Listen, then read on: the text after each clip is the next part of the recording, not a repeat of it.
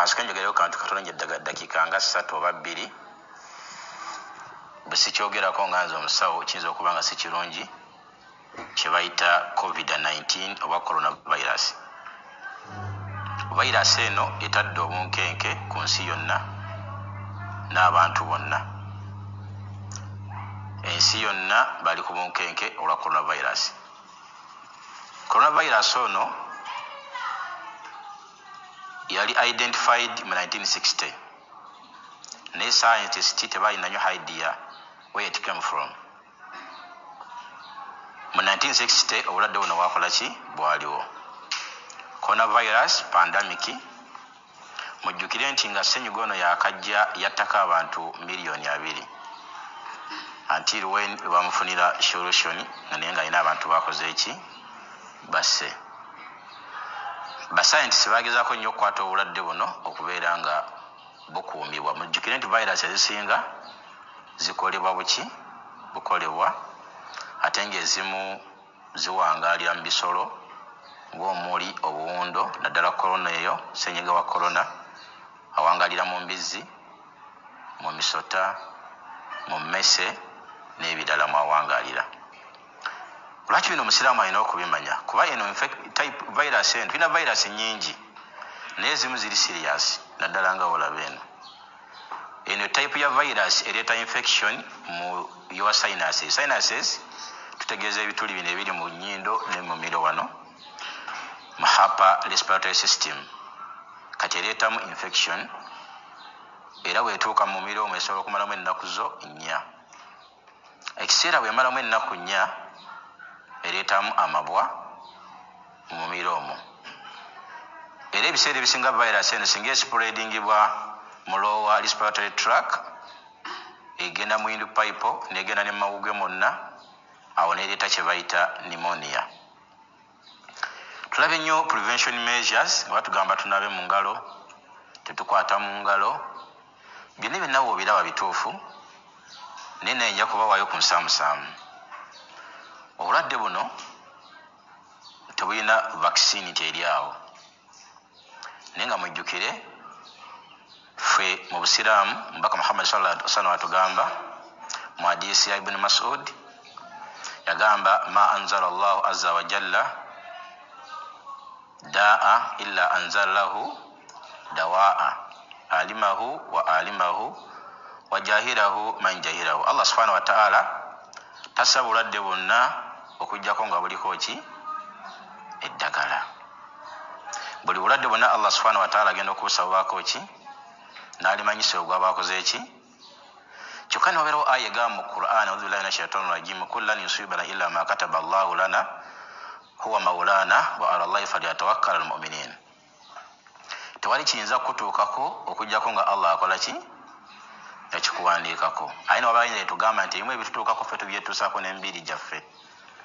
Ekimu ekitundu ekisinga okuba ekikyafu ku mubiri gw'omuntu ngalo. Wambadde mukimanyi simanyi?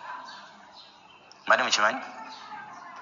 Mu science nembulamu ekitundu ekisinga okuba ekikyafu mubiri gw'omuntu ki ngalo. Ate era byemu ku bitundu ebisinga okukosa omubiri gw'omuntu. Naye bwe batugamba nti eri kiyinza tutuukako nga Allah takoze eki, ate mu aya nembamu ekigambo tawakkul, okwesigamira Allah olwesigamira. Akati kitegeeza nti okwesigamira Allah kye kiki? N'osibawo olujjiro n'osoma bisimillah, si wekiri? N'osiba keesi yo n'osoma ki? Si kugirekawo nti baba bananziba bijja kubeera ki? Ezimu ku neesigamira Allah ki mu tawakkulu. Tawakkulu kikola mu amunu, mu security ne mu science ne mu mbeera endala. Nti nno azkari swabaa wa masaa, azkari ez'okumakya naddi mulimu azkari ezimu remedies. Remedies eki mu Luganda se? Remedies eki mu Luganda? Solution. Ate oli kibayita natural remedies kiba kitegeeza ki ekyo? Kale tubitwalire awo. Owanyi? Solution eziri nakyo.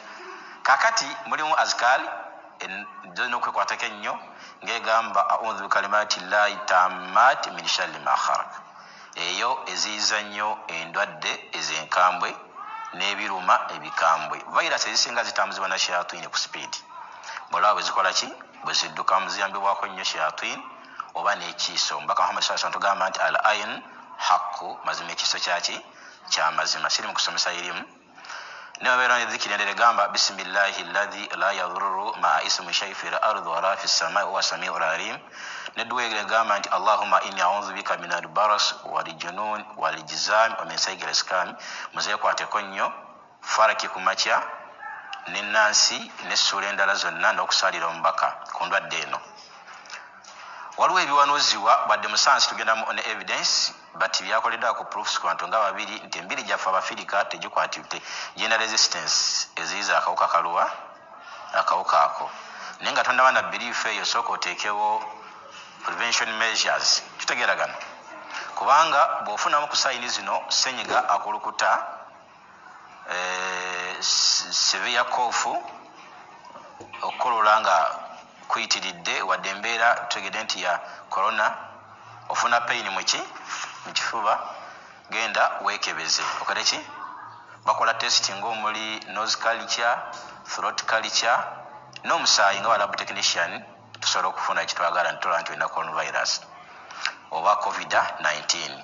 Covid-19 bagituumye kubanga obulwadde buno nga 31 December World Health Organization yabulangirira nebuwa erinnya eryo novo corona. Erinnya eryo corona me balijja olako kakabaita crown, structure yakawuka ako kakulanga crown mu nature yako ne bakatuuma erinnya eryo. Kitegeeza ki? In case kino kibeere wamanga bw'omala okuteekako edduwa kye bayita alkaline oba omubiri gwe okubeera ku alkalinity. No disease can exist in alkaline environment including cancer, corona, bulwadde bonna biidhinillah. Embiri gyaffe kasita omubiri gulwala omubiri gubeera acidic tegubeera alkaline. Omubiri kye gusinga okuluzinga ye alkaline. So gubeera ku alkaline, no disease can exist in alkaline environment. Oyagala toyagala eki Allah otonda omuntu yakola ki? Bwe yabutonda. Yatuwa vitamin B17, tuwa ne vitamin C eri strong n'ebirala byonna. Kati mu kaseera kano obulwadde buno bukwata omuntu nga immune system ye eri wiiki. Abantu abakuze mu myaka, abalina sukaali, abalina pressure, abali ku medication ezaki zirabalurikanako. Kigambibwa nti abaana abato tebunnabatta era tebubatta kubanga bo embiri gyabwe abamu immune system ziri high.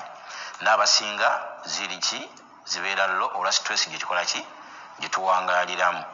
Immune system kigazi. Ne briefly ngenda kubayigirizaako engeri gyetukolamu alkaline n'engeri gyetumusitowalingamu mu mibiri gyo. Then ate mbalage oyinza okukola otya gyetuyita nuclear bomb ku ssenyiga. Mwiganaga musajja gwe bagambye ebyalaavu mina lwaki abitutwalamu. Njagadde nkibalekere oba oli awo kiyinza okubagasa nekigasa n'abalala. Bw'ofuna ssenyiga mu kaseera kano ofuna akatungulu kamu akanene naddala nga kamyufu. Waliwo akabeera akeeru n'akamyufu mubawula. Akatungulu kaba kaki? Kanene. N'ofuna ennimu emu, n'ofuna amazzi liita emu, n'ofuna n'omubisi gw'enjoki. Omubisi gw'enjoki olina kufuna pure honey. Pure honey omumanyi otya? Ofuna akabiri n'oteekamu n'okwereeza bekaako omanya nti ali pure, oba okuteeka ku lupapula peni bewandiikamu omanya nti ali pure. Ate method endala eri mu chemistry empanvu nnyo sobola gibawa. Salaasala akatungulu, funa amazzi, tugenda kukosa speed kuba eddakiika ze bampadde tugende ku musomo. Salaasala akatungulu, funa amazzi liita emu, amazzi gateekeko gatokote, gasaale okusaalamu kumanyi. Then we gasaale yomu akatungulu, gafumbire okumala eddakiika 15 toziyisaamu. Bw'omala ogafumba gaggyeko gateeke wansi okumala eddakiika 10. Bwe gamala wansi eddakiika 10 ky'oba olina okukola ki? Teekamu omubisi gw'enjoki ejiiko 2 eza tablespoons. Tablespoon limu erina 10 mils. Otabulemu then oteekemu juice w'ennimu onywe egiraasi emu emirundi 3. 1 glass times 3 olunaku omulundi gumu. Ku makya n'onywako n'ekawungezi within 24 hours senyiga ajja kukola ki? Ajja kugenda. Bw'atagenda then kikozesa ennaku 3 oba 7 oba weekisi 3 mu mbeera eno. Akawuka kamala nga obadde okalina nkakyali mu miro wano oba osobola okukakola ki? Okukalwanisa. simanyi ba madisa gemuzikiti gonna geggula seeka ne batugulirawoko bwe gaba tegeggula simanyi tetubeera nga tufuna bwe tubeera abanyi tufuna ku mpewo. Then alkaline kigazi waliwo alkaline food. Alkaline bwe butonde bw'omubiri kugenda okutambulira. Omubiri gw'omuntu gwonna buli waatabaamu gufuna ebizibu bingi nnyo. Ojja kukiranga ne mu sweetness mwekiri. Ofuna ennimu emu n'ofuna omunnyo gwe bayita Himalayan pink salt, n'ofuna ne baking soda gwe tuyita soda bicarbonate. Bw'oba olina amazzi aga filita ge gasinga obuki obulungi, okola otya?